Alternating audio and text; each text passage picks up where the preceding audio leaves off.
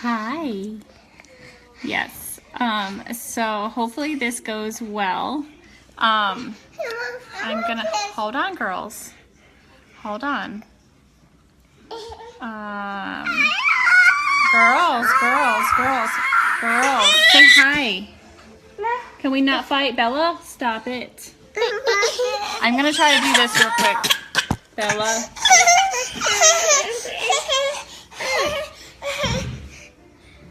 You guys are gonna cut it out. This is supposed to be a positive video. Okay, you can have that, but you have to be a good girl. Remember what I said? I want it. Yes, Lori. So, Elena's coming back up. So, I'm just gonna go ahead and do the drawing real quick, because it's gonna be crazy. Hold on. I know you guys all want this little bus bucket. Crazy. It's like I'm shaking candy here, you guys. You would think I was giving candy out. Bella, sit back. I'll let you do it. I promise I'll let you do it, okay? So I'm trying to keep it away from the kids, so hold on, I'm going to show you guys. So all the names are in the bucket. I wish everyone good luck and Merry Christmas, and I'm grateful to be able to pay it forward to my team and to all of you guys as well. So I'm save. Pick one name. Oh wait, I'll let you guys pick. Let's see. Who is it? Can I see? Open it. I can open it. Let me help you. Deborah Lynch. Deborah Lynch, congratulations. You won a full month of Thrive. I'll get with the team and see who you were referred by. Look, there you go. Good job. I'm super excited to get you started on your Thrive experience. Everyone watched Shanann Watts on social media, at neighborhood barbecues, in family photos that looked polished and complete. From the outside, her life appeared loud, busy, and full, so visible that many believed there was nothing left to notice. And yet, that visibility became the very reason the most important details were missed. Shanann lived her life publicly. She shared milestones, routines, smiles, and struggles in real time. To many, that openness was mistaken for control. Viewers assumed that if something were wrong, it would be obvious. If there were fear, it would be announced. If there were danger, someone would see it coming. But life doesn't always work that way. Sometimes the clearest warning signs hide inside ordinary moments. Friends and followers saw a woman juggling motherhood, work, marriage, and expectations. What they didn't see was how exhaustion can disguise itself as motivation, or how silence can exist even in a life filled with constant communication. Shanann often carried the emotional weight of keeping everything together, projecting strength not because she felt strong, but because she believed she had to be. Looking back, it's easy to say the clues were there.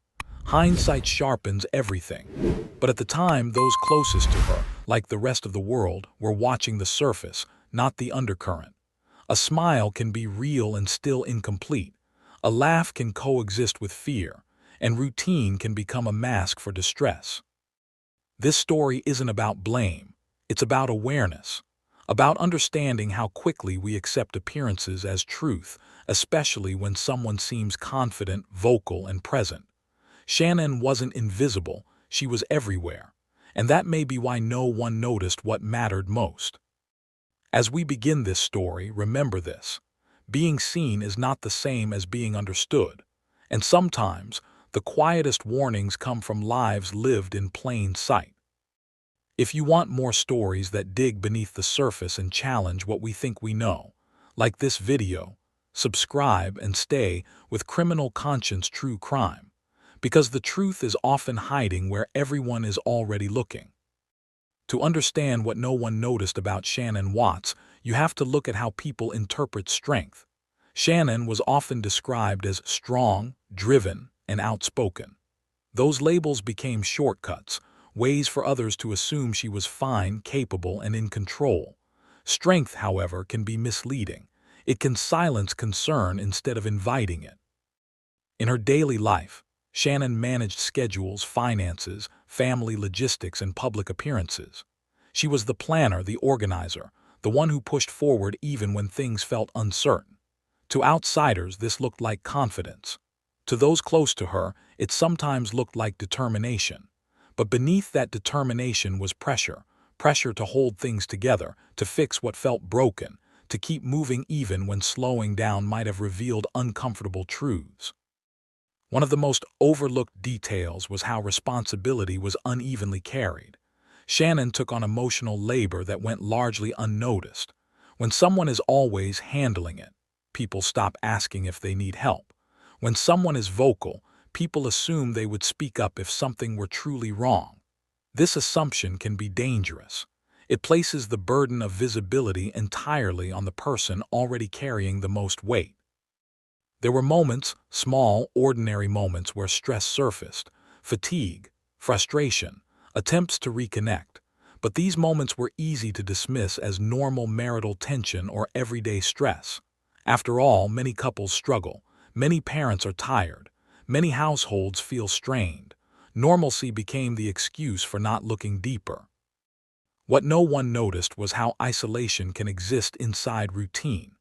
How loneliness can grow even when a life is crowded with conversations, posts, and plans. Shanann was surrounded by people, yet often emotionally alone in carrying the responsibility of making things work. This chapter isn't about rewriting history, it's about learning from it, about questioning the idea that strength means safety or that visibility equals protection. Another thing few people noticed about Shanann Watts was how often her concerns were framed as overreactions rather than warnings. When someone speaks with urgency, their message can be misread as intensity instead of insight. Over time, this changes how their words are received. What should sound like concern begins to sound like noise to those who stop listening closely. Shanann was expressive. She talked openly about her marriage, her hopes, her fears, and her frustrations. That openness, ironically, worked against her.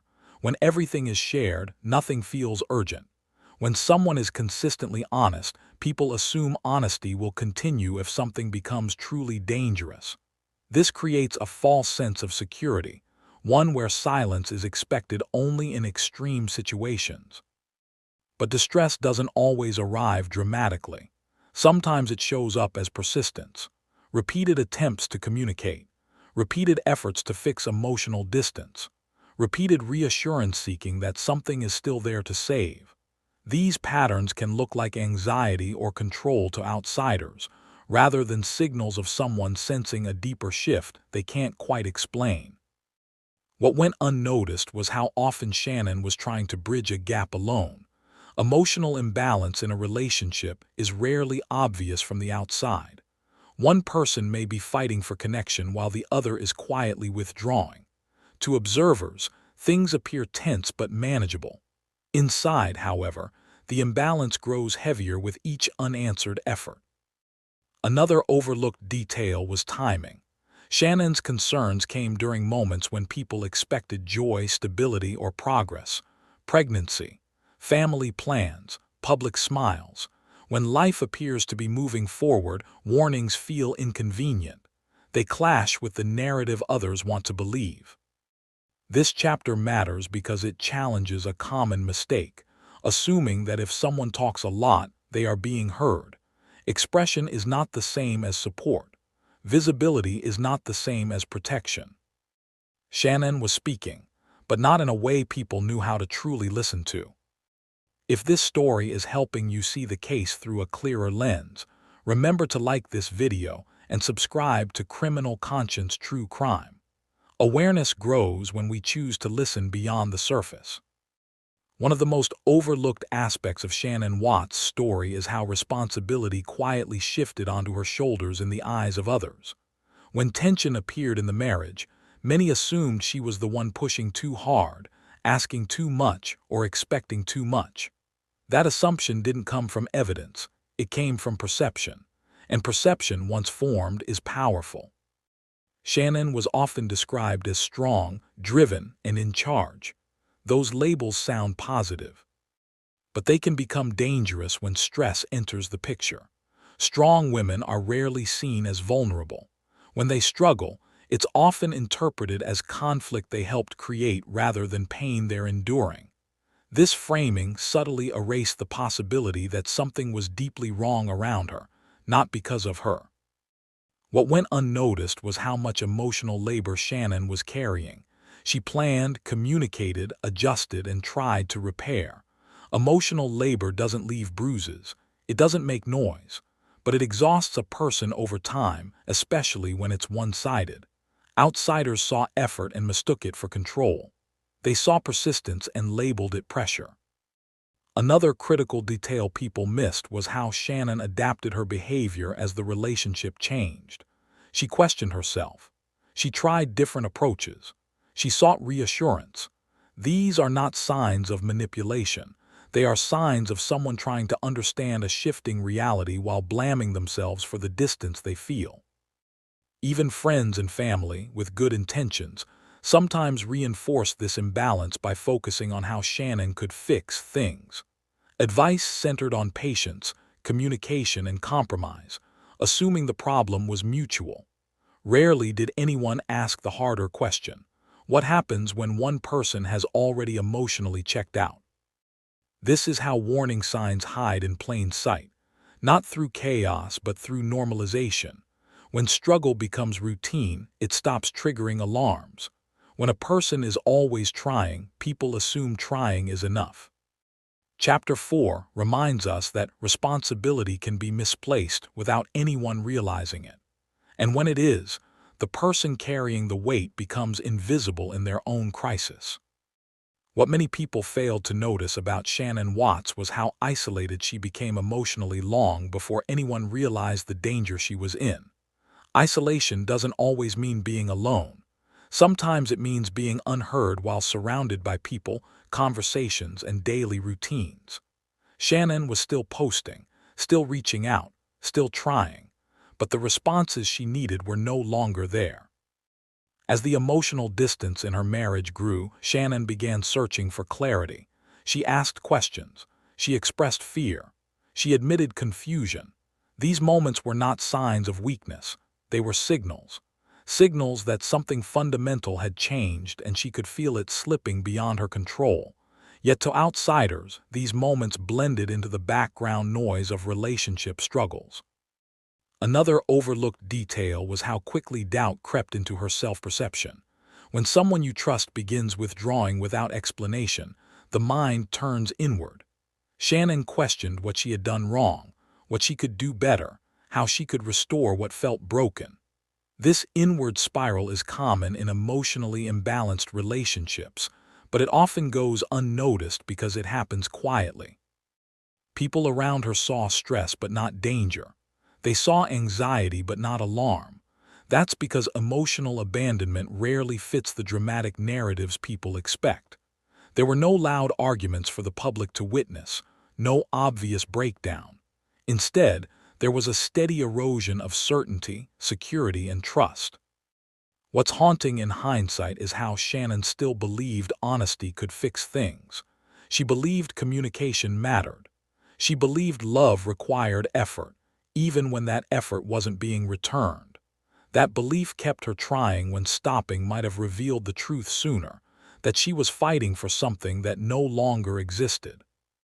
Chapter 5 is about the danger of silent isolation, about how someone can be present in every sense, yet slowly left alone in the most important way, and how, when isolation is misunderstood, it becomes invisible.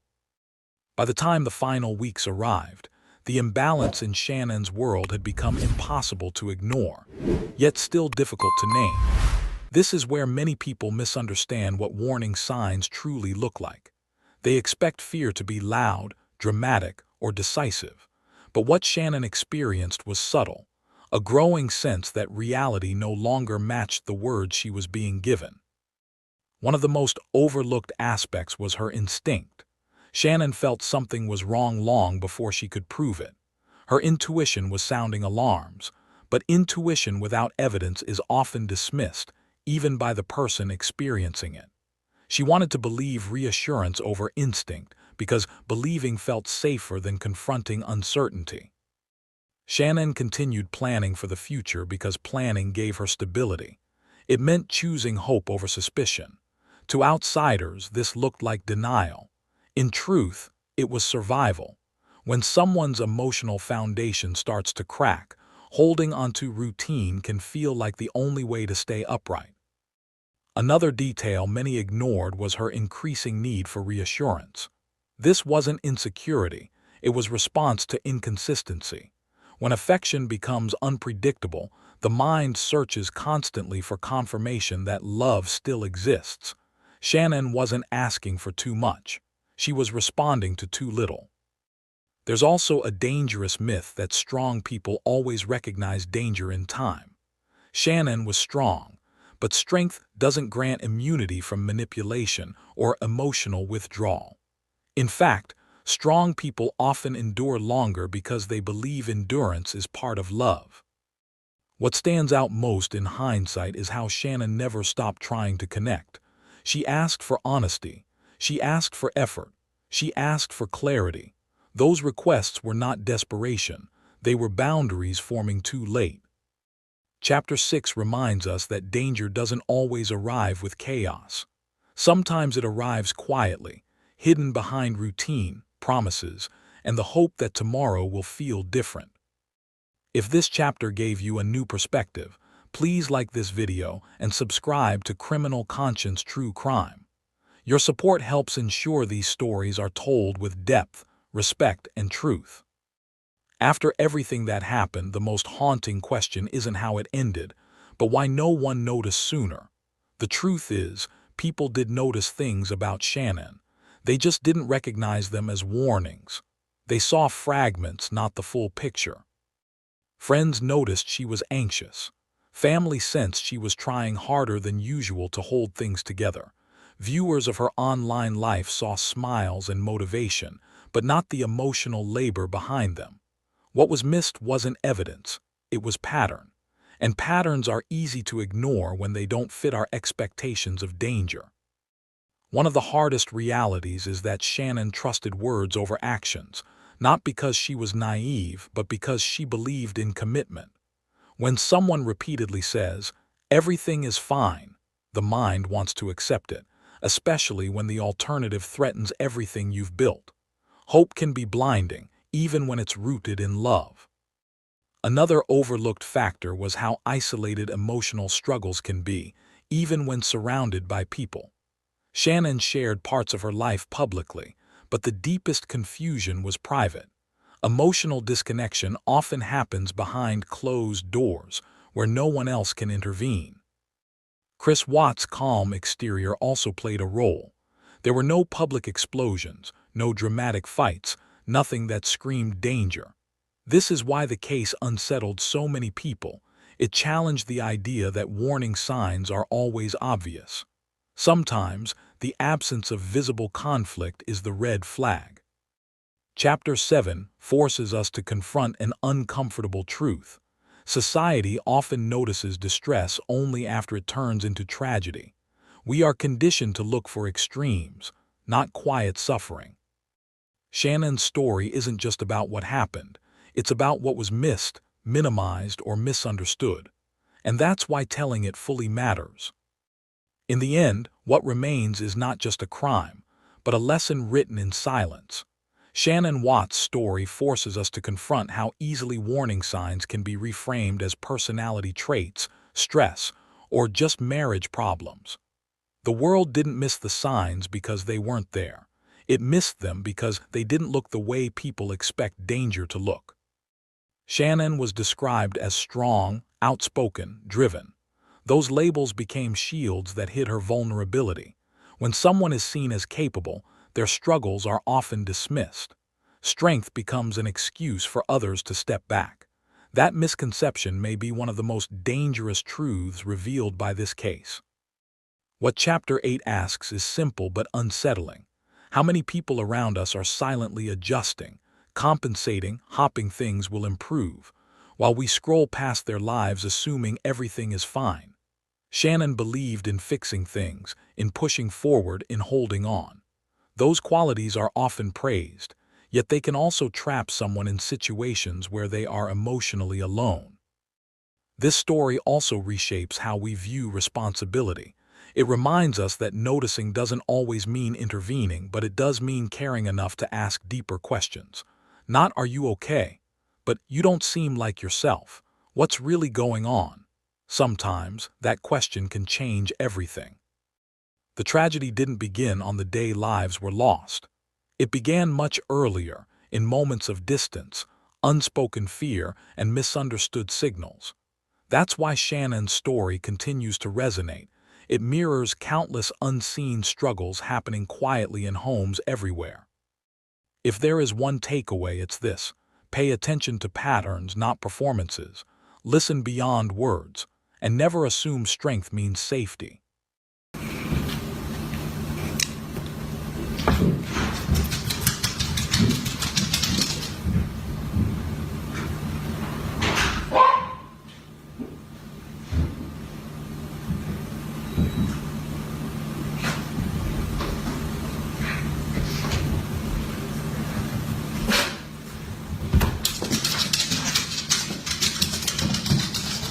We did it again. I like that shirt. Really? Really? That's awesome.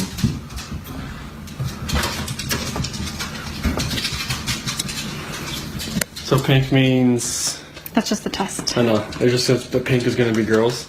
I don't know. Just the test. That's awesome.